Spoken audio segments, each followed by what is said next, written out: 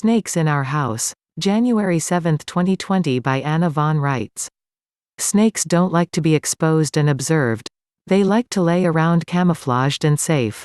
We are making that impossible for them.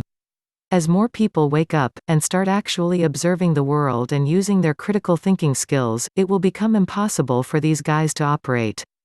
As more Catholics and Freemasons realize that their organizations have been used and abused in bad faith by these actors and that they and their organizations have been set up to take the blame for all this crappola, there will be action and countermeasures.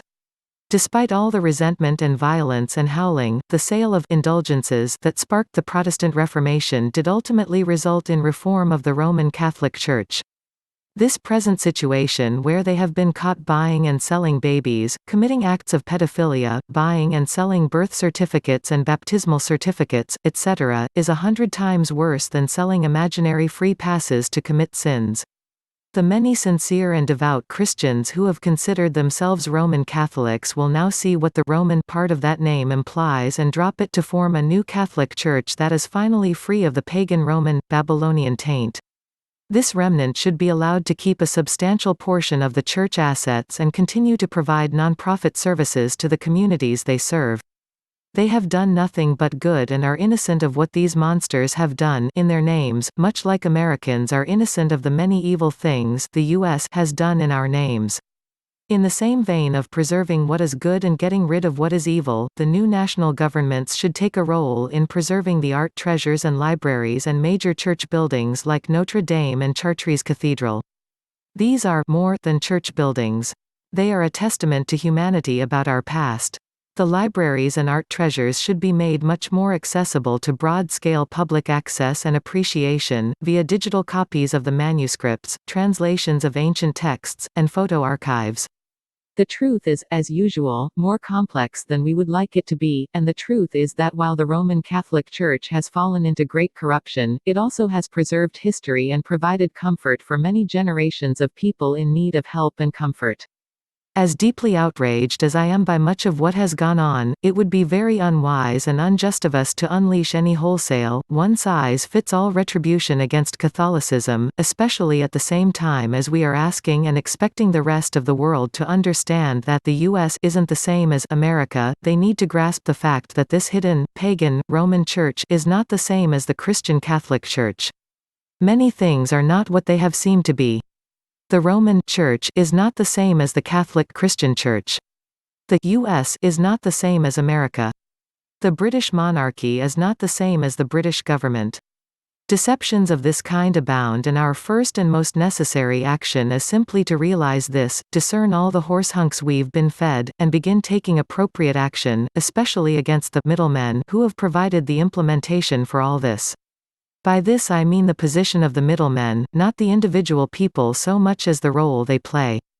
The middlemen are the strings of the puppet incorporated governments, so cutting their strings and regaining control of the situation is job one.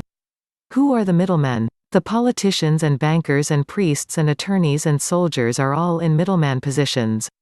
To maintain peace and at the same time reform and recover from these evils requires re-educating the middlemen and exercising more direct observation of their activities so that when they are misdirected both they, via their own conscience, and everyone else, knows it.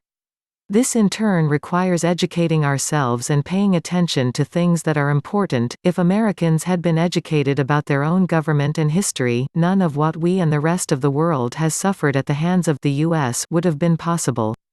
Ditto the evils in the Catholic Church. If rank-and-file Catholics had been aware of the ritual cannibalism practiced as part of the religion of the Great Abomination, they would have realized, for example, that the doctrine of transubstantiation, the teaching that communion wine literally turns into the blood of Jesus, is a foreign and evil tradition leaking into the theology of their church. They would also realize that Jesus came down off the cross a long time ago, and that the constant reminder of his suffering provided by their crucifixes serves two evil purposes in addition to any good that comes from our contemplation of his sacrifice. 1. It keeps Christians fixated on the horror of that injustice, suffering, and death instead of focused on the joy and bliss of his resurrection, and 2. It secretly encourages the satanic elements embedded in the Church to promote and project images of Jesus and his teachings as being helpless, dead, and defeated. One can only see these things by a process of education, observation, and community-wide sharing, which then causes community-wide action to change things. To police the actions of the middlemen. To examine the directions they are receiving and the people and institutions giving them direction. To examine our own thoughts and ways of thinking. To observe how we are doing improper things and how we are being manipulated and focused in ways and upon things that don't uplift us or anyone else. Help support this work by visiting www.annavonreitz.com and look for the donate button. Thank you. Links to this article and more can be found in the video description box.